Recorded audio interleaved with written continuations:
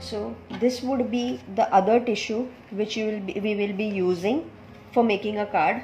For this I have taken 6.5 by 12-inch cardstock. I will not be doing anything on the background. Why? Because my tissue is white.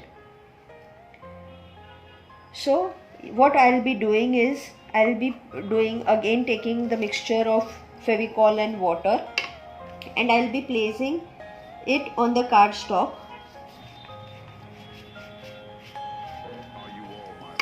Tissue, there are chances you get wrinkles. That is okay. There is do the tissue work, the Mod Podge kind of thing. Already do it in decoupage. See, it easily gets thrown,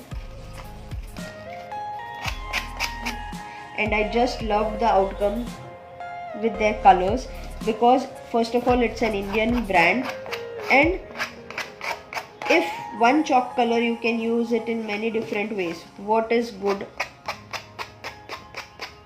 It's very good that you can use one paint in multiple things. They are still coming up with many new shades. In this way my card base is ready. Now what I will be doing is, I will take another piece, I'll keep that aside, I'll take another piece, and for me in this card I am thinking of highlighting a cycle. This bow, cups, the birds, flying birds, the hearts. So I'll be placing it. I'll first fussy cut it like roughly, and I will place it so that my time is not being wasted, my paper is not being wasted. I've removed the ply. Now what I'll do is, I'm just applying Mod Podge, sticking it.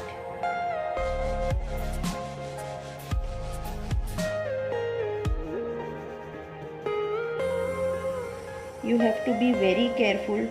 If you are not comfortable in this way, what you have to do is, you have to make sure that you remove the ply initially and do it. So that is the reason it is being said Insto card.